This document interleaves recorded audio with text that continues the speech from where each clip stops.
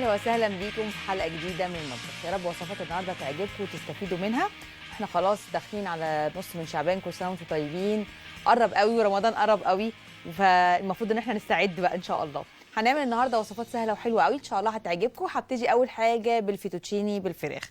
وصفه سهله وحلوه والولاد بيحبوها وبتبقى حلوه على الفطار وبنطلبها في كل المطاعم، بس هنعملها لكم النهارده بطريقه سهله وهتعجبكم ان شاء الله. هنقول المقادير بتاعتها. انا هستعمل كيس مكرونه فيتوتشيني مسلوقه، اللي بتبقى زي الاسباجيتي بس مبططه، يعني متبططه عن المكرونه الاسباجيتي. هستعمل معاها نص كيلو صدور فراخ مسلوقه، ربع كيلو مشروم متقطع ترانشات او ممكن اخده معلب بس الافضل يكون فريش، حبتين فلفل الوان متقطعين مربعات كبيره شويه، قرن فلفل حامي، كوبايتين كريمه، ظرف شوربه كريمه مشروم اللي هي الشوربه الباودر بتاعه الكريمه، انا هستعمل باكو منها، بصله مفرومه ناعم، 4 فصوص ثوم مهروسين، ملح وفلفل ابيض، مفيش هستعمل فلفل اسود، مكعبين مرقه فراخ بيتي. فاكرين مرقه الفراخ اللي احنا عملناها اهي، مرقه الفراخ اللي عملناها في البيت في حلقه من الحلقات القديمه. هستعمل مكعبين مرقه، ما بفضلش ان انا استعمل مرقه الفراخ الجاهزه، احنا عملناها قبل كده في البيت وكانت ناجحه وتحفه، فانا هستعمل مكعبين من مرقه الفراخ البيتي. وهستعمل معلقه صغيره اوريجانو ونص كوبايه جبنه بارميجان، ما لقيناش بارميجان هنستعمل جبنه رومي. هنقول المقادير تاني. نص كيلو صدور فراخ متقطعه مكعبات او شرايط زي ما انا عايزه، كيس مكرونه فيتوتشيني مسلوقه، ربع كيلو مشروم شرايح، حبتين فلفل الوان مكعبات، قرن فلفل حامي، كوبايتين كريمه، باكو شوربه كريمه مشروم، بصله مفرومه ناعم، 4 فصوص ثوم مهروسين، ملح وفلفل، مكعبين مرقه فراخ بكرر تاني بيتي اللي معموله في البيت، معلقه صغيره اوريجانو ونص كوبايه جبنه بارميجان. نبتدي بقى الوصفه بتاعتنا. اول حاجه انا هحط في شويه زيت صغيرين البصل،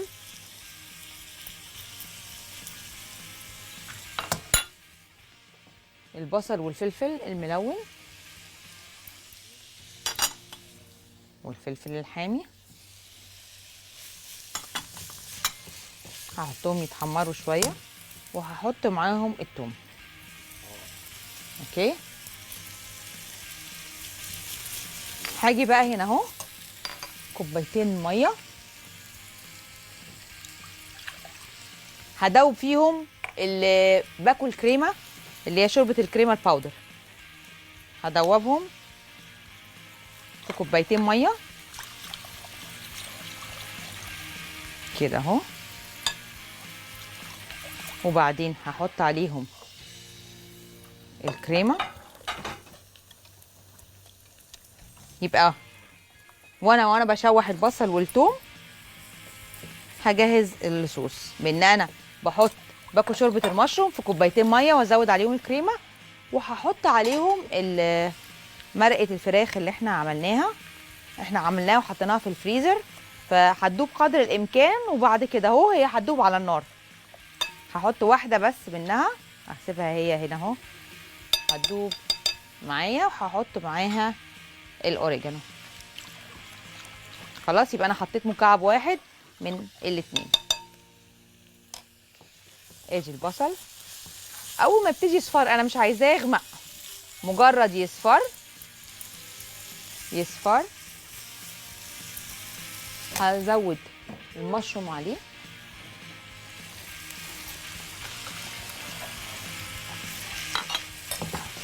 كده اهو، هي تقريبه واحده. المشروم يا اما ببقى سقطاه في ميه مغليه يا اما بشوحه لغايه لما يطرى، بس هنا هو انا سقطاه في ميه مغليه فمش محتاج ان هو يتشوح كتير. هحط الفراخ المسلوقه، انا هنا مقطعاها ترانشات، ممكن تقطعوها ترانشات او مكعبات اهي، وهفتفت عليها مكعب المرقه. بصوا انا عايزاكم تشوفوه، هو بالظبط شكله زي مرقه الفراخ الجاهزه، بس هو اهو من هنا اهو زي مكعبات التلج، احنا حطيناها لو تفتكروا في مكعبات تلج وبعدين شلناها في الفريزر. دي مرقه الفراخ البيتي اللي عملناها قبل كده. انا هفتفتها عليه، اقلبها معاهم. بصوا بقى الريحه ابتدت تطلع. هحط الصوص اللي انا عملته، بسم الله الرحمن الرحيم كده اهو.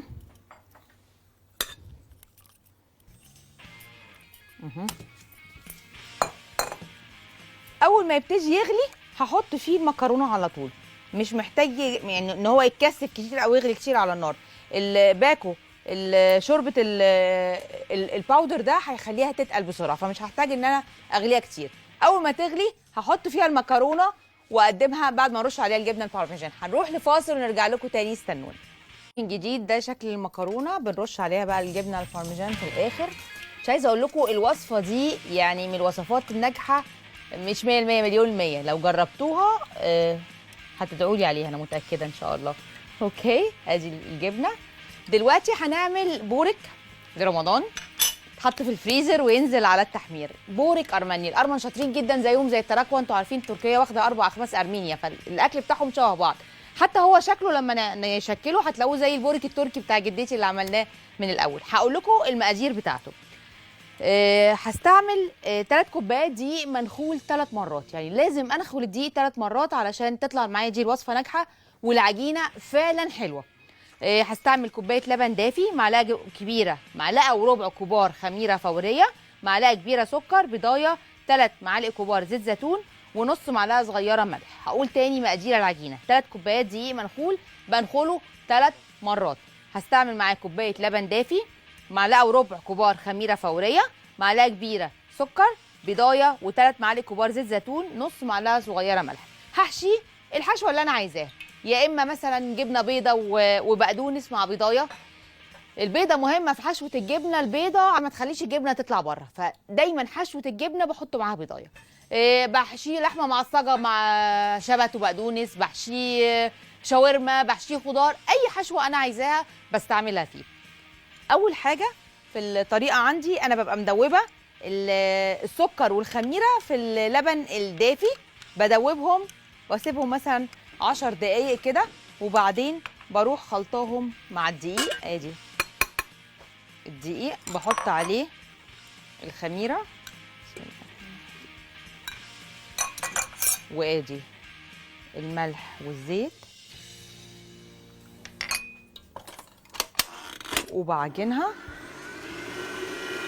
ادي البضايه.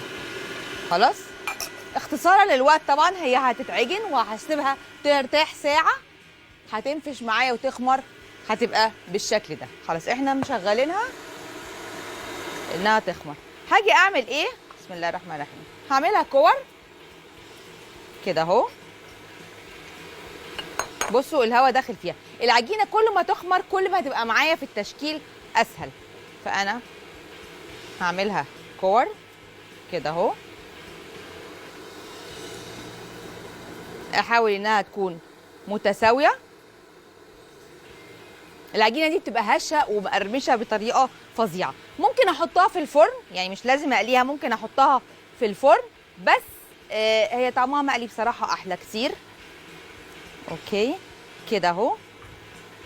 واجي افردها دايره، يبقى الكوره دي انا بفردها دايره.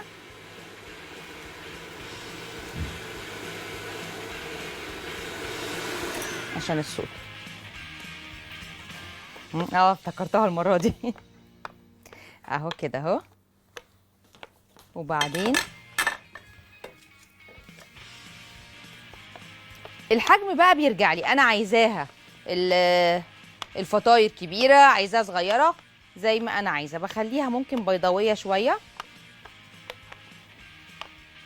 وبعدين باجي احشيها. انا هحشيها النهارده بلحمه معصجه مع شبت كتير وبقدونس، يعني نص كيلو لحمه معصجه بياخد حوالي نص كوبايه شبت، وبياخد معلقتين او 3 بقدونس كده اهو. بجيب دي على دي اهو. بسم الله الرحمن الرحيم. بضغط على الحراف. يا علي. الو. الو. الو. ايوه حبيبي. آه. السلام عليكم. عليكم السلام ورحمه الله وبركاته. انا عايز اسال على طريقه البيتزا بتتعمل ازاي. طريقه ايه؟ طريقه البيتزا. عينيا يا حبيبي. ماشي. عينيا. اوكي اهو. وبعدين بصوا باخد من تحت واتك عليها كده اهو. اها، شايفين كده عشان ما تفتحش معايا في الزيت. لازم اخد من تحت واقفل الاتنين مع بعض كده اهو.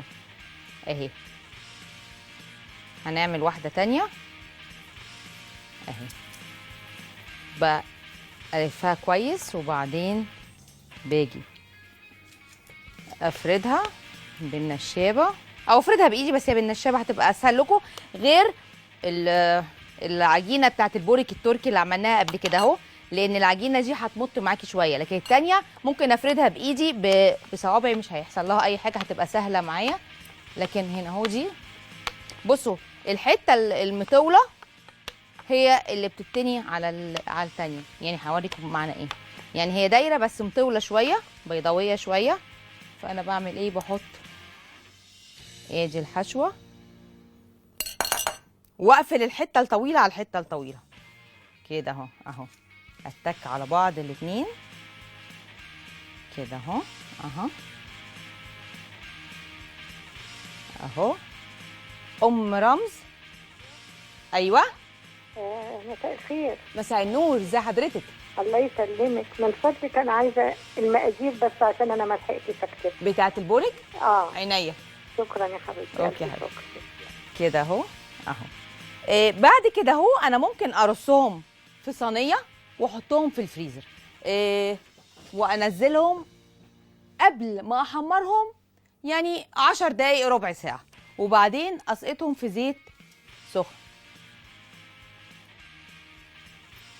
هو محتاج يسخن شويه كمان اهو. لما اجي احمر استعمل الزيت. عايزه اقول لكم حاجه قبل ما اطلع فاصل بس مهمه. انا بستعمل اناء صغير، طاسه صغيره وعميقه، عشان الديب فراي التحمير العميق بياخد زيت كتير قوي، وبدل ما اقعد كل شويه ارمي الزيت اجيب طاسه صغيره وعميقه علشان ما اخدش زيت كتير. البورك ده بيتحمر بسرعه جدا، لازم اقلبه على طول، ما بياخدش وقت معايا على النار. بصوا لونه على طول بيحمر، ثواني وهقلبه. هنروح لفاصل ونرجع لكم تاني، استنونا. رجعنا من جديد. ده صورة البورك، عايزين نوريكم البورك بعد ما حمرناه. عجينة ناجحة ان شاء الله 100%، هتعجبكم. زي ما قلنا احنا ممكن نعمله من دلوقتي ونحطه في صواني في الفريزر، لما يجمد هشيله من الصواني واعبيه في اكياس، بس لازم يجمد كويس الاول قبل ما احطه في اكياس، لان لو انا حطيته وهو مش طري شوية هلاقيه لزق في بعضه ومش هعرف افكه من بعضه. هنعمل دلوقتي كيكة حلوة مغذية مفيده جدا وطعمها حلو قوي، كيكه تفاح بصوص كراميل. اوكي.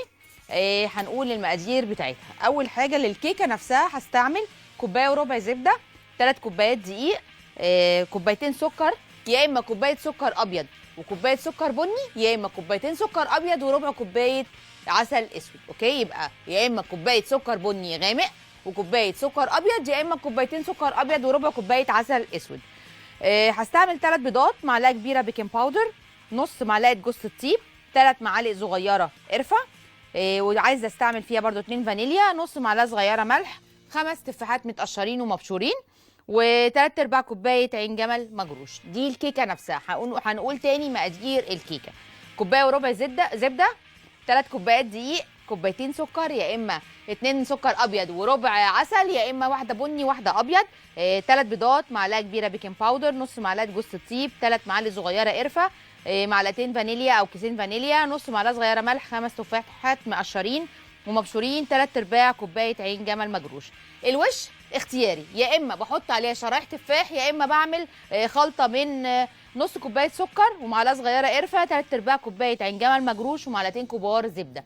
يبقى يا اما بسيبها وشها من غير حاجه، يا اما بحط ترانشات تفاح عليها غير اللي جوه، يا اما بعمل لها خلطه من نص كوبايه سكر، معلقه صغيره قرفه، 3/4 كوبايه عين جمل مجروش، معلقتين كبار زبده. صوص الكراميل بقى، معلقتين كبار زبده، نص كوبايه سكر اللي انا بسيحه دلوقتي، ونص كوبايه كريمه. خلاص، يبقى صوص الكراميل معلقتين كبار زبده، نص كوبايه سكر، ونص كوبايه كريمه. اول حاجه هحط بقى الحاجات بتاعه الكيكه في الخلاط. احنا ممكن يا احمد تيجي تساعدني في دي علشان السكر، عشان بس الوقت بتاعنا احنا بنجري، فايه مش عايزه حاجه تفوت. هحط الزبده والبيض والسكر، الاتنين سكر او السكر الابيض والعسل، اوكي اهو.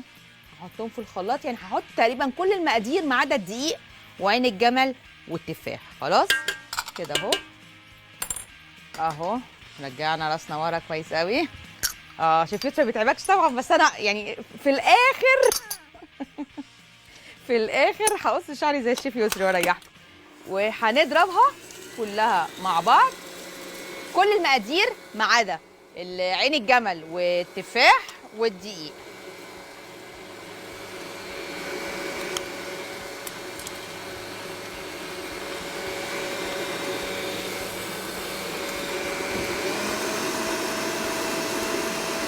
كده اهو. وبعدين اشرقت. الو. الو. السلام عليكم. عليكم السلام ورحمه الله وبركاته. ازي حضرتك؟ ازيك يا قمر، عامله ايه؟ انا كنت عايزه اسال حضرتك عن السوشي. السوشي ماشي اوكي، عينيا يا حبيبه قلبي. ادي دلوقتي احنا حطينا جوز الطيب. هحط بقى بقيه الحاجات واقلبها بايدي. هيكون عندي خليط كثيف، يعني هتحسوا ان الكيكه تخينه مش زي الكيكه العاديه. اوكي. ادي بش التفاح بكون مقشراه طبعا قبل ما ابشره، بتاخد 5 تفاحات، فهي عشان كده بقول لكم فيها قيمه غذائيه حلوه جدا. بقلب وبعدين اخر حاجه بروح حاطه الدقيق ومقلباه. الكيكه دي بتتحط في صينيه 30. اوكي. هنستعمل لها صينيه 30 وبنحطها في فرن 180، بتاخد حوالي ساعه. اوكي. كده اهو. بقلبها. بصوا هي سميكه اسمك من الكيكه العاديه، بتتقلب لغايه ما تمتزج تماما.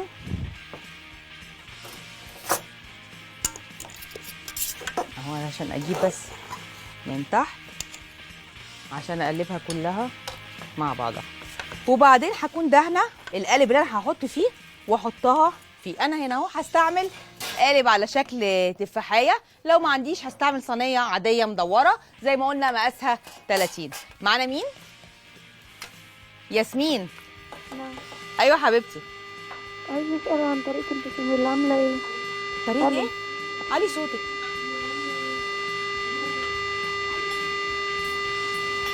مش سامعه خالص. ما سمعتوش انتوا يا جماعه طلبت ايه؟ ادي كده اهو. بصوا العجينه مكرونه بالبشاميل. اوكي مكرونه بالبشاميل. دي هنا ما اتقلبتش، هقلبها كويس.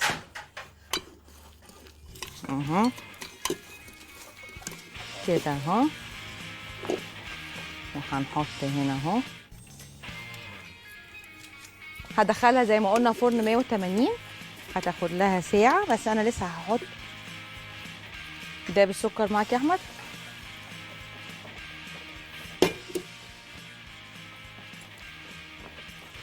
أهي كده أهو. بصوا هي سميكة. تعالى معلش افردها لي كويس. ادي الكراميل. دلوقتي احنا الكراميل دوبنا السكر، هحط له الكريمه. بسم الله الرحمن الرحيم. وانا بقلب هقلبها كده اهو بسرعه بسرعه علشان ما يجمدش ويكلكع معايا. وانس ان السكر داب هروح مزوده الزبده. بسم الله الرحمن الرحيم. ادوب الزبده كلها. بصوا لازم اقلب لانه هيعمل لي كلاكيع. خلاص دلوقتي هحط كل المقادير بتاعه الوش، سواء انا هحط ترانشات تفاح او هحط السكر وعين الجمل، هفتفتهم مع بعض واحطهم على وش الكيكه وادخلها الفرن. هنروح لفاصل ونرجع تاني. هستناكم. في الكراميل بصوا بعمله خطوط على الكيك وبقدمه طبعا جنبها. اللي عايز زياده يزود من الصوص بقدم بقيه الصوص جنبها. انا عايزه اقول لكم بس ان انا حطيت كاكاو على الستاند بتاع الكيكه هنا اهو عشان يبان غامق كانه يعني العرق بتاعها. زودت هنا كاكاو غامق عليها علشان لما تتخبز يبان اغمق من الكيكه نفسها. هقول بسرعه مقادير البوريك اللي عملناه النهارده. 3 كوبايات دقيق منخول، بنخله 3 مرات. مع كوبايه لبن دافي، معلقه كبيره وربع معلقه خميره فوريه، معلقه كبيره سكر، بيضايه، 3 معالق كبار زيت زيتون، ونص معلقه صغيره ملح. بحشيه جبنه بيضه، بحشيه شاورما، بحشيه خضار، بحشيه جبنه. احنا خلصنا كده. خلاص معلش، حلقتنا خلصت. اشوفكم بكره بقى ان شاء الله. استنوني بكره، اشوفكم على خير.